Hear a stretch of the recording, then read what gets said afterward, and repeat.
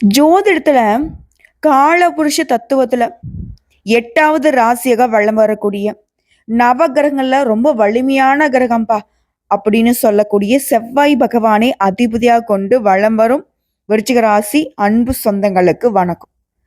நம்ம எதையுமே ஒரு முறைக்கு இருமுறை சிந்திச்சு செயல்படக்கூடியவங்க. இது நாள் வரைக்கும் படக்கூடிய கஷ்டங்களுக்கு விடை என்னவோ, ஆனா என்ன நடந்தா என்ன? விருச்சிகத்தில் இருக்கக்கூடிய ஒரு ப்ளஸ் என்ன தெரியுமா? மற்றவங்க வந்து இதை வந்து மைனஸாக பார்க்குறாங்க. ஆனால் ஒரு ப்ளஸ் என்னன்னா, இவங்க ஒரு விஷயத்த முடிவு பண்ணிட்டா இவங்கள மாதிரி உறுதியான மனசுக்காரங்களை நீங்க பார்க்கவே முடியாது. மன வலிமை அதிகம். அதே போல ஒரு விஷயத்த செய்யணும் முடிவு பண்ணிட்டா அதுல தீவிரம் காட்டுவாங்க. முன் வச்ச கால பின் வைக்கிற வேலையே கிடையாது. சிந்திக்கவும் மாட்டாங்க. இது நம்ம செய்யறது கரெக்டாங்கிற அந்த செகண்ட் ஆப்ஷனுக்கே போக மாட்டாங்க. ஆனா செய்யறதுக்கு முன்னாடி பல முறை யோசிப்பாங்க. நல்ல ஒரு எதையுமே ஒரு மேலோட்டமெல்லாம் பார்க்கவே மாட்டாங்க. ஆழமாக ஆராய்ந்து மறைந்திருக்கக்கூடிய உண்மையை கண்டுபிடிச்சு அப்பதான். ஆனா இவங்களை ஏமாத்துறது ஈஸி இல்லதான். ஆனா இவங்களே ஈஸியா ஏமாந்துருவாங்க. புரியுதுங்களா? கண்ணை மூடிக்கொண்டுதான் குதிப்பேன் அப்படிங்கிற மாதிரி கண்மூடித்தனமான நம்பிக்கையை யார் மீது வைக்கணும், யாரை நம்பணுங்கிற ஒரு பாகுபாடே இல்லாம வச்சிருவாங்க. ஆனா அவங்களோட பிறவி குணம் இவங்களுக்கு வந்து கடவுள் கொடுத்தக்கூடிய ஒரு அதிசயமான ஒரு வரம்னே சொல்லலாம். அதாவது ஒரு தப்பு இருக்கு, ஒரு இடத்துல வந்து பார்த்தீங்கன்னாக்கா பொய் இருக்கு அப்படின்னாக்கா ஈஸியா கண்டுபிடிச்சிருவாங்க. நல்லவங்க யார் கெட்டவங்க தெரியுங்க. இருந்தாலும் பரவாயில்ல, அவங்களுக்கு ஒரு வாய்ப்பை தான் கொடுத்து பார்க்கலாமே அந்த மாதிரி. என்ன இது என்ன விளையாட்டா? அந்த மாதிரி நீங்க பல பேருக்கு வாய்ப்பு கொடுத்து இன்னைக்கு வாழ்க்கையை இழந்து நிக்கிறீங்களே, ஏன்? உங்கள மாரி ஒரு கனிக்கூடிய குணம் இருந்துச்சு. ஒருத்தர் நல்லவனா கெட்டவனா அவனால நமக்கு நல்லதா கெட்டதான்னு தெரிஞ்சிருச்சுன்னா, மற்ற ராசிகள்லாம் இந்நேரம் நல்லா இருந்திருப்பாங்க. அத தெரிஞ்சவங்க யாரும் வந்து பார்த்தீங்கன்னா, அத பயன்படுத்தலங்கிறத நீங்க ஒரு உதாரணம். துணிவு, மன வலிமை, ரகசியத்த காக்குறதுல உங்கள விட்ட ஆட்களே கிடையாது. ஒருத்தன் வந்து சொல்றான் ஒரு விஷயத்த. ஆனா மற்ற ராசிக்காரர்களோ இல்ல மத்தவங்களோ வச்சுக்கோங்களேன். அது வந்து ரகசியம் காக்கிறது ரொம்ப கஷ்டம். ஆனா செத்தாலும் உண்மை வெளிய சொல்லாத ராசினாக்க விருச்சிக ராசிய சொல்லலாம். ஒரு விஷயத்த மனசுல வச்சுட்டா போதும், சாதிக்காம விட மாட்டாங்க. அந்த உறுதித்தன்மை வந்து மத்தவங்களுக்குலாம் ஒரு எடுத்துக்காட்டே சொல்லலாம். அதே போல தெய்வத்தை ரொம்ப நம்புவீங்க. நீங்களா மருத்துவரா இருந்துட்டா, அந்த நோயாளிகளுடைய அந்த மன வலிமைய அழகா கையாளுவீங்க. இப்போ உதாரணத்துக்கு தீவிரமான நோய் பாதிப்பினால ஒருத்தர் இருக்காரு அப்படின்னா, உங்ககிட்ட மருத்துவம் பார்த்துட்டு இருக்காங்க அப்படின்னா, அவங்களுக்கு தன்னம்பிக்கை, தைரியத்த குடுத்து, மன வலிமைய வந்துட்டு மேம்படுத்தி, தீவிரமா போராடி அவங்கள வந்து சரி பண்ணிடுவீங்க. உளவியல் துறையில, சிகிச்சை துறையில இந்த விருச்சிக ராசிகள்லாம் மேக்ஸிமம் வந்து பார்த்தீங்கன்னாக்கா, அதிகார தோரணையில தான் சுத்திட்டு இருப்பாங்க. ஜட்ஜ் ஆகுறது, போலீஸ் ஆகுறது, ஓகேங்களா? இந்த சிபிசிஐடில வந்து விருச்சிக ராசியில ஈஸியா ஜாப் ஆப்பர்ச்சுனிட்டி கிடைக்கும். இவங்க அதுல இருந்தாலே சாதிப்பாங்க.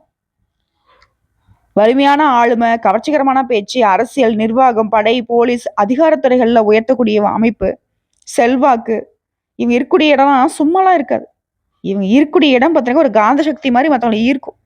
கூடவே தனியா அடையாளம் பெற்று இருக்கக்கூடியவங்க இந்த விருச்சிக ராசிக்காரங்க. செமையா இருக்கே!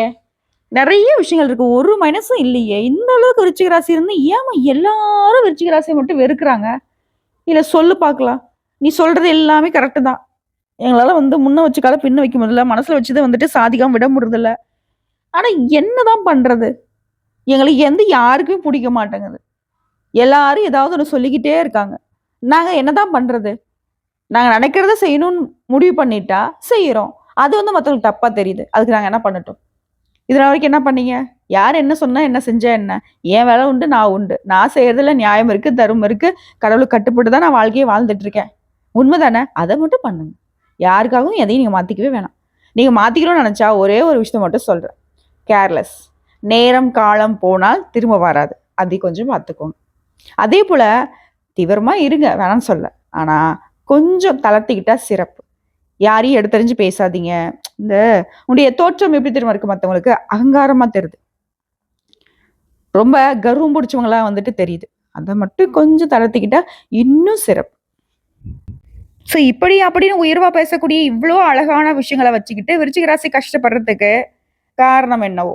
நேரம் சரியில்லையோ? காலம் சரியில்லையோ? எந்த கிரகம் எங்க உட்காந்துட்டு என்ன பாடாப்படுத்தோ தெரியலையோன்னு யோசிக்கிறீங்களா? அதற்கான விடை இப்ப நான் சொல்றேன்.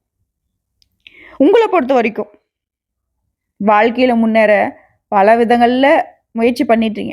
பல நேரங்கள்ல பல பேரால ஏமாந்தும் போயிட்டீங்க. எப்படியாச்சும் ஒரு விஷயம் செய்யணும்னு தீவிரமா முயற்சி பண்ணியிருப்பீங்க. அந்த சமயத்துல நல்லா நம்ப வச்சு கழுத்த அறுத்திருப்பாங்க. துரோகிகளுடைய ஆதிக்கம் அதிகமாக பாதிக்கப்பட்ட ராசி விருச்சிக ராசி. விறுவிறுன்னு முன்னேறுற மாரி இருக்கும். ஆனா வந்து பார்த்தீங்கன்னாக்கா, விறுவிறுன்னு ஆல்ரெடி இருக்கிறதுமே வந்து போன மாரி தான் வாழ்க்கை இப்போ இருக்கும். குறிப்பா பண விஷயங்கள்ல பல விதங்கள்ல ஏமாந்துருப்பீங்க. ஸோ உங்கள பொறுத்தவரைக்கும், இப்போ ஜோதிட ரீதியா முழு சுபகிரகம்னு சொல்லக்கூடிய குருவால உங்க வாழ்க்கையில இப்ப நான் சொல்லிட்டு இருந்த எல்லா கஷ்டங்களுக்குமே ஒரு மாற்றம் வரப்போகுதுன்னு சொல்றேன். இப்போ வந்து குரு பகவான பொறுத்தவரைக்கும் உங்களுக்கு 8ஆம் வீட்ல அமர்ந்து தீராத தொல்லைகள குடுத்துட்டு இருந்தாரு. 8 அப்படின்னாவே அஷ்டமங்க. அந்த இடத்துல எந்த கிரகம் வந்து உட்கார்ந்தாலும் சரி, பாதிப்பு பல வகைகள்ல வரும். அந்த இடத்துல இப்ப குரு இருக்கிறதுனால, இது நாள் வரைக்கும் ஏதோ அவரால முடிஞ்சது என்னன்னாக்க, எதையுமே உங்களுக்கு வந்து பாதிப்பு கொடுக்காம இருந்தாரு. மத்த கிரகங்கள் தரக்கூடிய தொல்லைகள தடுக்க முடியாம இருந்தாரு. ஸோ 8ஆம் இடம் அப்படிங்கிறது நான் 19 என்ன சொல்லுவோம்? குருவால தீராத தொல்லைகள் வரும் அப்படின்னு சொல்லிருவோம். ஆனா அக்டோபர் மாதம் 18ஆம் தேதி முதல் பாக்கியத்துல அமரக்கூடிய இந்த குருவால நல்ல மாற்றம் உங்களுக்கு உண்டாக போகுது. அது நான் சொல்லக்கூடிய இந்த பலன்கள் அப்படிங்கிறது அதிசார குரு பயிற்சி பலன்கள். இதுவரைக்கும் எத தொட்டாலும் தள்ளி போயிருக்கும். ஆரோக்கியத்துல பின்னடைவு, சலிப்பான மனநிலை, எல்லாத்தையுமே கஷ்ட காலத்த மட்டுமே அனுபவிச்சிருப்பீங்க விருச்சிக ராசிக்காரங்க. இனி ஆஸ்வாசம் ஆக போறீங்க. "அப்பா சாமி முடியலடா எங்கடா போறது?" அப்படின்னு ஒரு மாரி மனக்குழப்பத்துல கத்தலாமா, கதறலாமா, யார்ட்ட போய் அழுகுறதுன்னு கூட இருந்திருப்பீங்க. சில சமயம் ஓன்னு அழுதுருப்பீங்க. ஆண்களுக்கும் சரி, பெண்களுக்கும் சரி. உங்கள பொறுத்தவரைக்கும் அக்டோபர் 18ஆம் தேதியிலிருந்து பாக்கியத்துல வந்து அமரக்கூடிய குரு பகவான் டிசம்பர் 5ஆம் தேதி வரைக்கும் பலவிதமான நன்மைகளை தரப்போறார். "தம்பி, இது நாள் வரைக்கும் உன்ன வந்து தொல்லை பண்ணிட்டேன். தொல்லை குடுத்ததுக்கு மன்னிச்சுக்கோ. சரி நான் இது நாள் வரைக்கும் குடுத்த தொல்லைக்கு வந்துட்டு ஒரு பரிகாரம் பண்ணிட்டு போறேன்." அப்படிங்கிற மாதிரி குரு வந்து உங்களுக்கு பல நன்மைகளை தரப்போறார். அது என்ன? இப்போ 8ஆம் இடத்துலேருந்து 9ஆம் இடத்துக்கு அமர்ந்து உங்க ராசியே பார்க்க போறார்.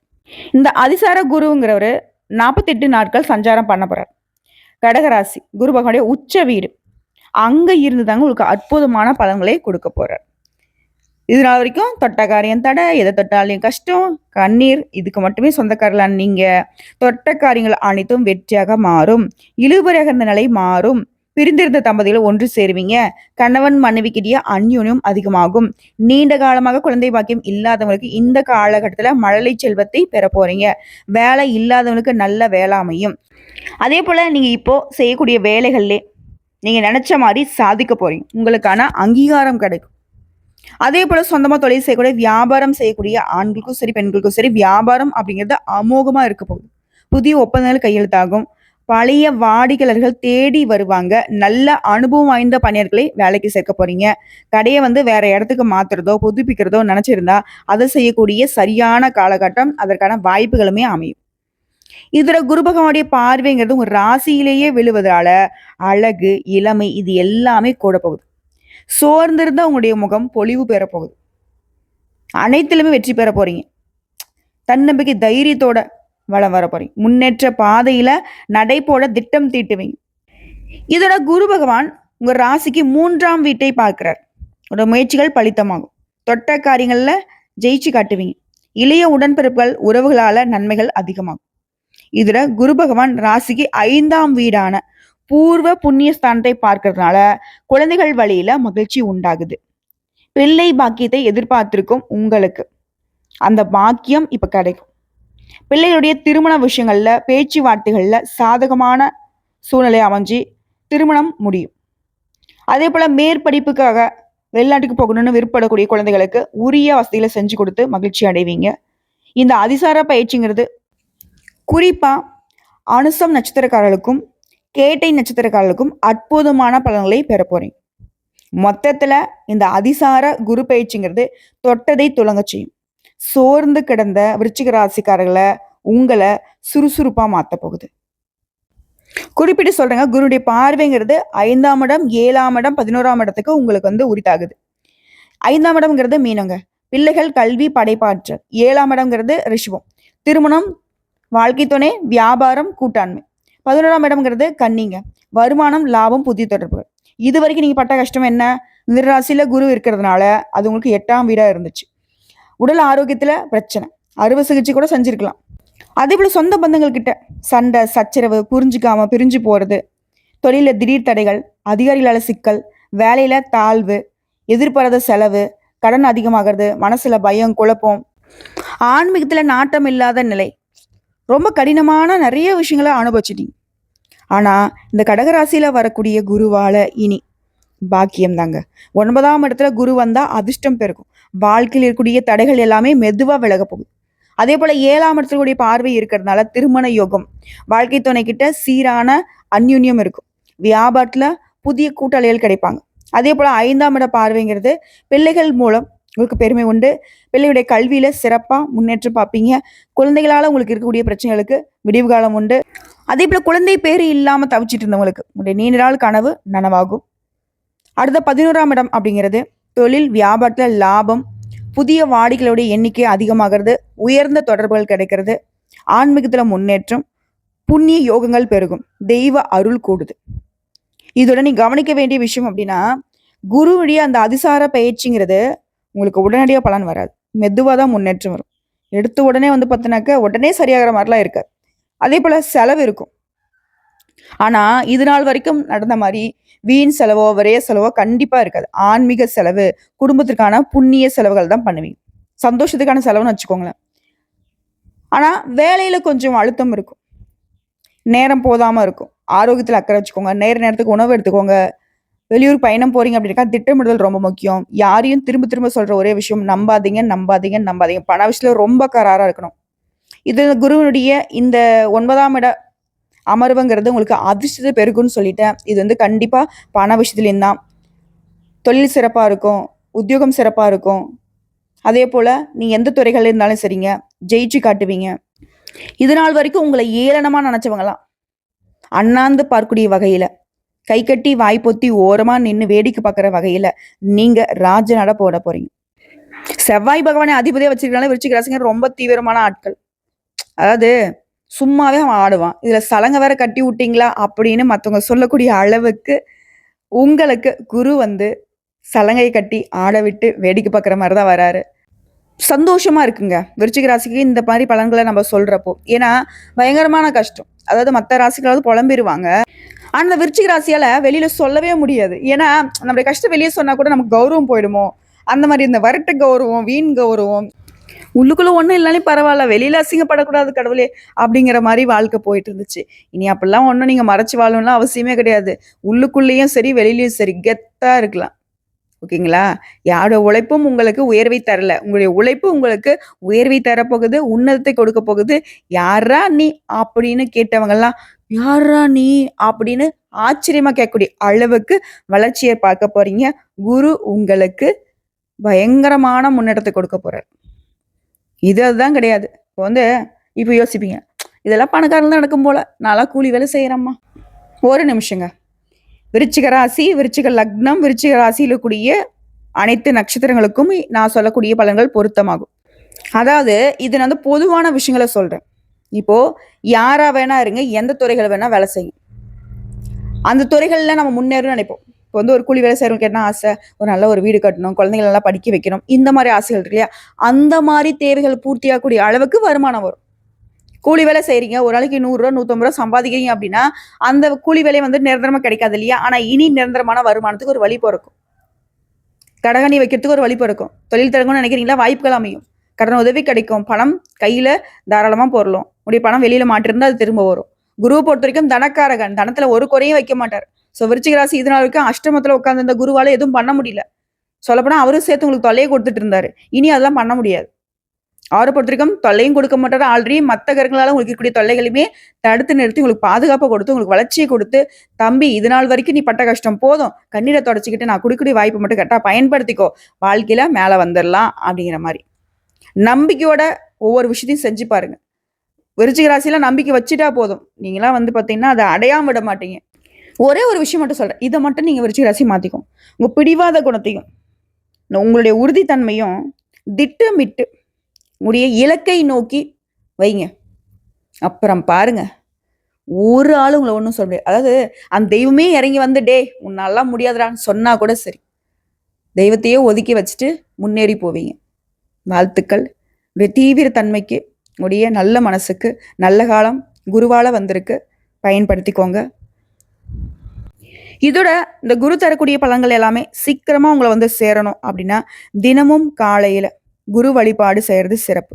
அதே போல வியாழக்கிழமைகள்ல குரு பகவானுக்காக விரதம் இருக்கிறது, மஞ்சள் நிற உடை அணிஞ்சுக்கிறது, ஆண்களா இருந்தாலும் சரி பெண்களா இருந்தாலும் சரி நெற்றியில வந்து பார்த்தீங்கன்னாக்கா மஞ்சளை வந்து திருநீர் போல இட்டுக்கிறதுலாம் சிறப்புங்க. பெண்களா கூடிய பட்சத்தில் மஞ்சள் குங்குமம் சேர்த்து பயன்படுத்துங்க. அதே போல ஓம் குரு பகவானை போற்றி போற்றி இந்த மந்திரத்தை 108 முறை சொல்லுங்க, அனுதினமும் சொல்லுங்க, சிறப்பு. ஓகேங்களா? அதே போல மஞ்சள் நிற ஆடைகளை, மஞ்சள் நிற பூக்களை, மஞ்சள் நிற பொருட்களை, மஞ்சள் நிற பொருள்னாக்க நீங்க உணவுப் பொருட்கள் கொடுக்கலாம், பருப்பு இந்த மாதிரி. இதை வந்து தானம் கொடுப்பதால குரு பகவானுடைய பரிபூர்ண அருள் கிடைக்கும். அதே போல விருச்சிக ராசி செய்யவே கூடாத விஷயம் நோட் பண்ணி கூட வச்சுக்கோங்க, யார்ட்டையும் வீண் வாக்குவாதம் பண்ணாதீங்க. அது தவிர்க்கிறது ரொம்ப நல்லது. பணிவா நடந்துக்கோங்க. நான் முன்னாடி சொன்னேன் இல்லையா, மற்றவங்களுக்கு உங்களுடைய தோற்றம் வந்து அகங்காரமா தெரியுது, நீங்க பேசக்கூடிய பேச்சு மற்றவங்களுக்கு வந்து எரிச்சல் ஊட்டுற மாதிரி இருக்கு, அதை கொஞ்சம் பார்த்துக்கோங்க. இப்போ என்கிட்ட கூட சண்டைக்கு வருவீங்க, நான் அப்படிதான் பேசுவேன், என்ன நீ என்ன ஜட்ஜ் பண்றது, என் கேரக்டரை பத்தி நீ என்ன பேசுறது அப்படின்னு சண்டைக்கு வரீங்க. அதை கொஞ்சம் மாத்திக்கோங்க, தயவு செஞ்சு மாத்திக்கோங்க. ரொம்ப நல்லவங்க நீங்க. உங்களை வந்து வெளிப்படுத்த தெரியாம நீங்க வந்து உங்களுடைய கேரக்டரை வந்து வெளிப்படுத்திட்டு இருக்கீங்க. சொல்லப்போனாக்க தேவர்களுக்கு நிகரான குணம் உங்ககிட்ட இருக்கு. ஆனா பாக்குறதுக்கு அசுரர்கள் மாதிரி இருக்கீங்க அப்படின்றது தான் இப்போ பெரிய தடையாவே இருக்கு. நிறைய வாய்ப்புகளை இதனாலவே இழந்திருக்கீங்க. கொஞ்சம் பார்த்து பக்குவம் பேசி பழகிட்டீங்க அப்படின்னாக்க வார்த்தைகளை இனிமையா கையாள பழகிட்டாவே உங்களை போல உயர்வை பார்க்க இன்னொரு ஆள் பிறந்தாங்க வரணும். ஸோ முடிவா சொல்றேன், உங்களுடைய பார்வைங்கிறது திருமணம், பிள்ளைகள், வருமானத்துல அதிக முன்னேற்றத்தை கொடுக்க போகுது. எல்லா துறைகளுமே மனநிறைவை பார்க்க போறீங்க. அதே போல் புண்ணியஸ்தலங்களுக்கு போயிட்டு வரீங்க.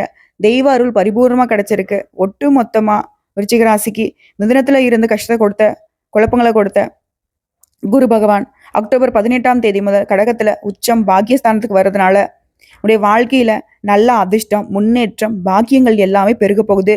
திருமணம், பிள்ளைகள், தொழில், வருமானம் அனைத்திலுமே நல்ல வளர்ச்சியை உண்டாக்க போறாரு.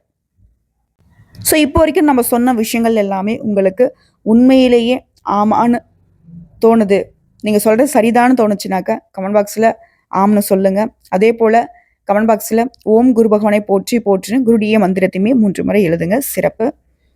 உன்னுடைய நல்ல குணத்துக்கு நல்ல காலம் பிறந்துருச்சு. இனியாவது நல்லவங்க கெட்டவங்க, எது நல்லது எது கெட்டது, நம்ம என்ன பண்ணணும் என்ன பண்ணக்கூடாது, இது போன்ற ஒரு தெளிவான சிந்தனையோட திட்டமிடுதலோட செயல்பட்டு பாருங்க. நாளும் பொழுதும் உங்களுக்கு துணை வரும். 4 புறங்களில் இருந்தும் பணம் வரும். 8 திக்கில் இருந்தும் உங்களுக்கு உதவிகள் வரும். நீங்க நினைச்சா அது நடக்கும். நடக்கிறது எல்லாமே நீ நினைச்சதாவே இருக்கும். இதுல உங்களுக்கு விருப்பம் இருந்தா கமெண்ட் பாக்ஸ்ல உடைய ஜாதக கட்டத்துல லக்னத்தை வந்து 1ஆம் இடம்னு கணக்கு வச்சுக்கோங்க.